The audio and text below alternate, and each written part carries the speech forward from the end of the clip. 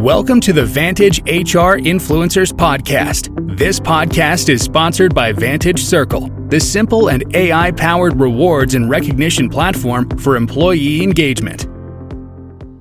A lot of companies now participate in diversity and inclusion activities, and as a result, we can already see a lot of women and people of color in organizations, but only in non-managerial roles. That is, they do not retain their numbers at higher levels. They enter the talent pipeline, but do not progress to senior management or any other top corporate positions. In this episode, we'll be discussing diversity and inclusion in the workplace with special considerations to women in leadership. Hi, everyone. I'm Sushmita from the Vantage HR Influencers Podcast. And to discuss diversity and inclusion in the workplace with special considerations to women in leadership, I have with me Jessica Miller-Merrell, who is the founder of Worklogy, a workplace resource for HR, recruiting professionals, and business leaders. Jessica is the president and CEO of Exceptional HR, a human capital strategy and consulting agency, and a published author of Tweet This. Jessica is listed by Forbes as a top 50 social media power user. Welcome to the show, Jessica. Thank you for having me. I'm so excited to be here. Once again, thanks a lot for joining me. So before anything else, we'd like to know a little bit about yourself and your journey in the corporate world. Thank you again for having me on. My name is Jessica Miller-Merrell. I am a former corporate HR executive turned entrepreneur. And in 2005, I started a blog that was really geared towards job seekers initially and kind of went viral on the internet over the recession in 2008, 2009 timeframe. And I broke away from the corporate folds. I realized that where I could really help and what my superpower is helping HR leaders make sense of all the changes and all the different things that are happening in their professional lives. And so Workology is a destination for HR leaders to connect and learn more about just workplace resources and help them support their organizations. Brilliant. Okay, so as I've already mentioned, that today we'll be talking about D&I, and we have you with us for this particular topic for a reason, of course. So first, tell us what motivated you to embrace a creative mindset and a passionate commitment to diversity and inclusion in the workplace. Basically, we want to know how you got involved in D&I activities.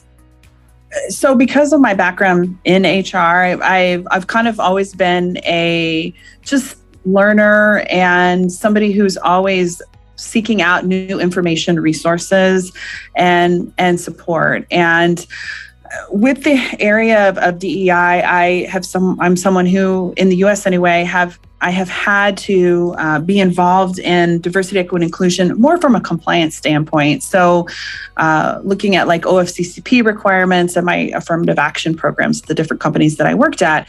And DEI is more than just compliance. And I know that, and you probably know that too. So I sat down on this journey to kind of learn as much as I could about diversity, equity, inclusion, and what different organizations are doing. And then talking to a lot of job seekers and also HR practitioners to understand what's working and what's not working.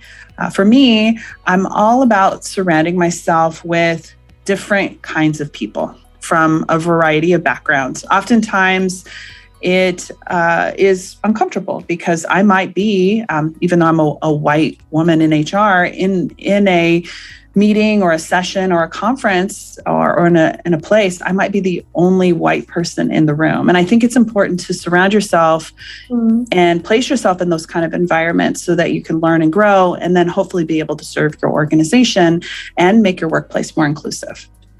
Right. That's an interesting story. So why do you think that prioritizing diversity, equity, and inclusion activities should be a top priority for everyone? And why it now is the time, ideal time to do it? I think that right now we're in this kind of great reset where we have went all through collectively, but separately, a dramatic change in our lives and our workplaces. And things are already wild and crazy in our lives. And why not throw another change or take that opportunity to do that reset where we kind of make things right. There has always been a lot of inequity in the workplace. When you look at the number of Fortune 500 CEOs that are minorities, or even those that are female, there is a huge disparity in the business. And if we truly want to make our workplaces equitable and be a place that everyone feels comfortable and confident to be their whole selves, we do need to make some organizational changes and some cultural changes. And that requires time and effort. So companies need to really think about who they have in executive positions, who's in the funnel or the pipeline, the different types of people. And then if they're not attracting those people into their organizations, what can they do differently? And that starts with taking a hard look at maybe the executive team and what they're doing and what they're saying, but also the culture. And how can we make our offices, our businesses more welcome for people of all different kinds of backgrounds? When you surround yourself with different kinds of people, you learn, you grow, you open yourself up to new opportunities and ideas. And that's the kind of workplace and the kind of business I want to have. New and different people who are pushing boundaries and pushing me to be a better human being. Right. So when we talk about D&I, so it's a huge area and we can talk a lot about it, about different things and different people. So I wanted to know your thoughts on the role that women play in the workplace. Do you think the world needs more women in leadership roles? Absolutely. I think that with, at least in the US, with this shift and the pandemic has brought a lot of women stepping out of the workplace. And that is because they might be the primary caregiver in their home. And I would encourage organizations and businesses, if they've noticed that shift, they should be taking a look at terminations, voluntary and involuntary, or leaves of absences to see, is this happening? And coming up with different programs and maybe special programs, leadership opportunities, development opportunities to attract more women in organizations. One company that's doing a really great job of that is IBM. They have a return to work program where they're solely focused on women in the workplace, upskilling, up-leveling, and getting them to return into those executive and leadership positions. So I think we can all think about, if there are disparities, first we need to take a look at our workforces, where opportunities are, and then really take into consideration the different programs or initiatives that we can maybe bring in to attract or retain or develop those minorities, including women, and not only limited to. But I think it's important to select a couple different programs, maybe to focus on. Don't try to do all the things all the time, but women in the workplace is a good first start to be able to start building out your DEI programming. Right. So rightly, as you mentioned about IBM, the things that they are doing to promote women in leadership. So what are some of other things that that employers can do to promote women in leadership or executive positions, and not at the same time, not treat them as a special case? Well, I would encourage you to look and do a deep dive into compensation inequities. Organizations that are committed to eliminating these inequities in compensation levels, specifically around women, I think is also a great step. Salesforce has been committed in this area, and they have made some dramatic changes. They did not like what they saw.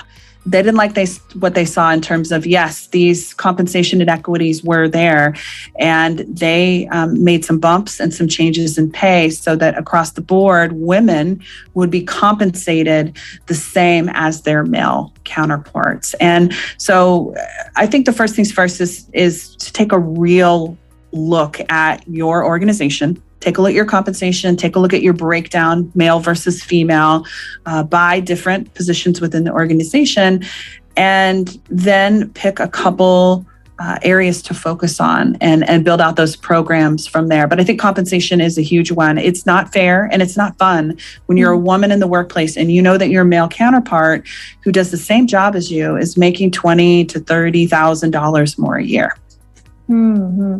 Okay, so talk to us a little bit about the changing needs of workplace culture. I mean, many women leave the profession, leave their work in their mid-career years, resulting in a decrease in the number of women who advance in their careers. So when people decide to get married or have children, they make the decision to stop working. So don't you believe the workplace culture needs to change a little, to accommodate such women, allowing them the flexibility that many of them require after they start a family? Absolutely. And I can speak from personal experience. I left the corporate folds after I had my daughter. It was incredibly hard to be an HR executive at an organization when their schedule wasn't working with mine. Pickups, drop-offs for childcare or daycare, trying to juggle breastfeeding or pumping in between meetings. There are a lot more stresses on women, new parents in the workplace. So providing things beyond just like nursing rooms, but allowing women maybe flexible scheduling so that they can work around children's activities, daycare, those kind of things are important. I made the decision to exit my organization, and it was largely due to my schedule and trying to balance the new responsibilities of being a parent and also in my role, there was an increased amount of stress. Travel is incredibly difficult. So I think that organizations can find ways to provide support to new parents, particularly new mothers, and allow them maybe some flexible scheduling options, maybe some, hybrid work options too, but even some work share programs so that they can still keep their jobs, but maybe share it with someone else in the organization. Nicely explained, Jessica. So I would like to shift a bit towards the current working scenario now. So the majority of women believe that flexible work arrangements can help them achieve a better work-life balance. So particularly since the COVID-19 lockdowns, more women than men are looking for full-time work from home opportunities, So employers are devising policies to make it easier for women employees to move to part-time or other flexible work schedules.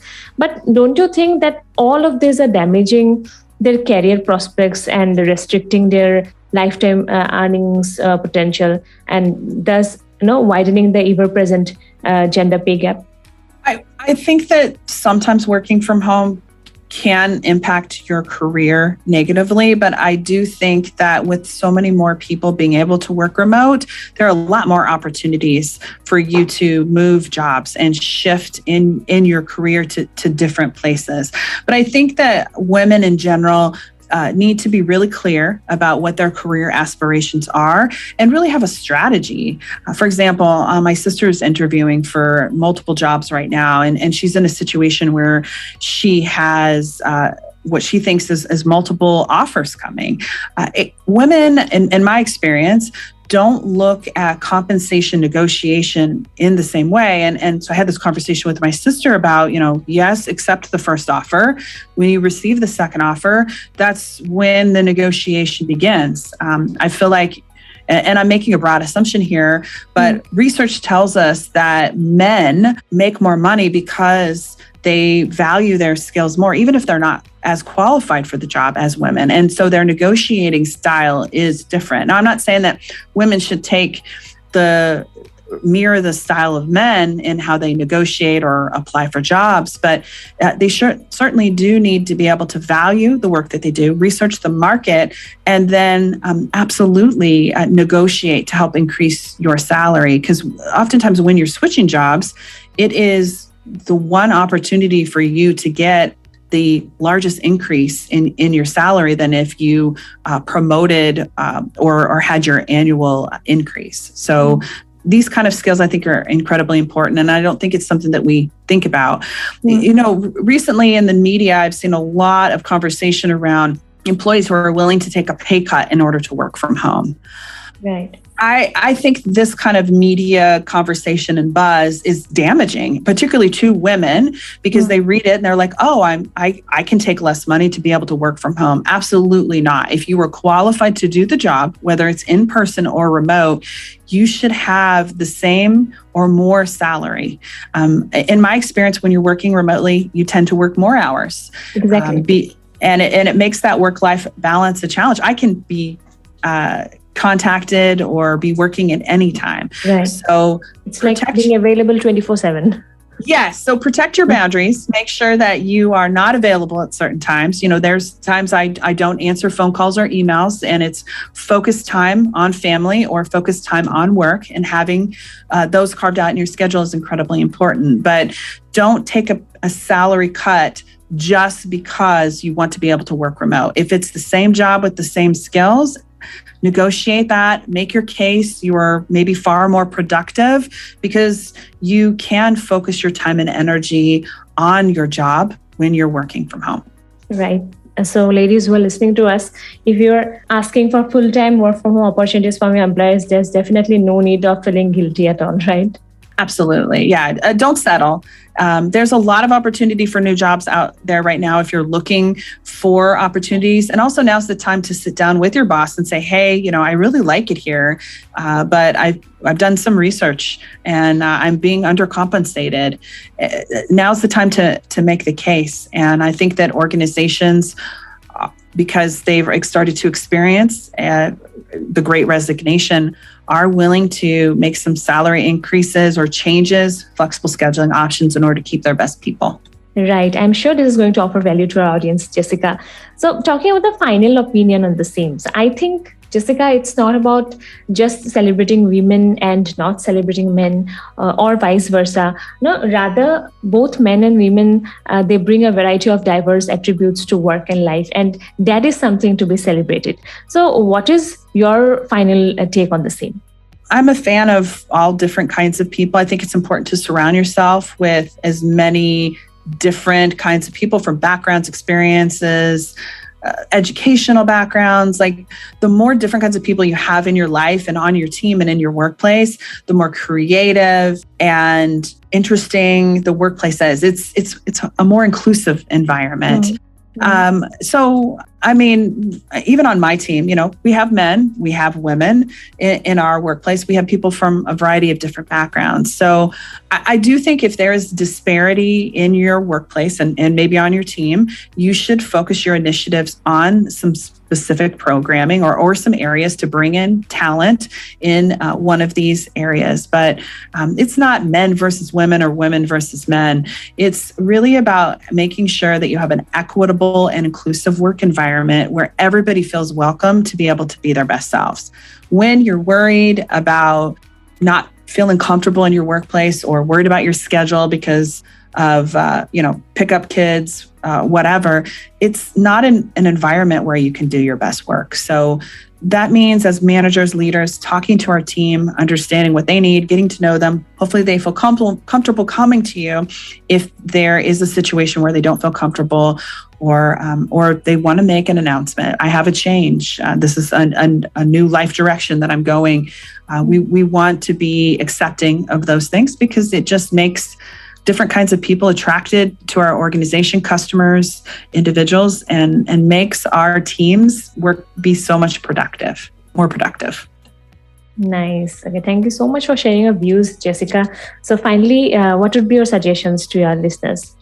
I think it's first starting and understanding where maybe those potential inequities lie. So taking a look at your teams, at your organization overall. And men versus women, races, experiences, background, education. Sometimes you might not even realize that you're only hiring people from one university or college or a particular area. These kinds of unconscious biases exist.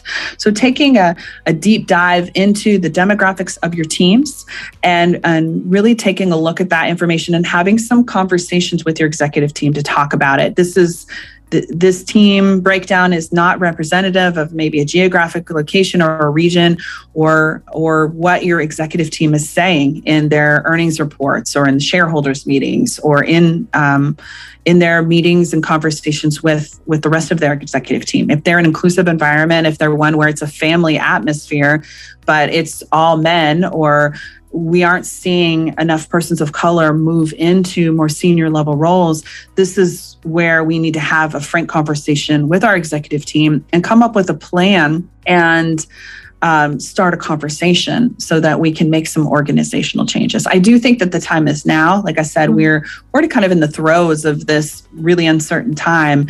But if you're wondering why maybe teams aren't performing or shifts aren't happening, it could be because your workplace and your culture isn't as inclusive as your executive team thinks it is. Right. Brilliant. So finally, how can our listeners reach out to you? The best place to go is to our website, workology.com. You can also find me on all the social medias. My personal account is generally J Miller-Merrell, and you can find me on Instagram, LinkedIn, Facebook, all the places, even TikTok. Connect with me, and I would love to learn more about what's on your radar, things that you're thinking about, and talk about how we can make HR in our workplaces better. Thank you for sharing that, and thank you so much for taking the time out of your busy schedule to talk with us today, Jessica. Absolutely. Thank you for having me. Thanks for listening to the Vantage HR Influencers Podcast. Please do subscribe to Vantage HR Influencers Podcast on Apple Podcast, Spotify, and our YouTube channel for new episodes.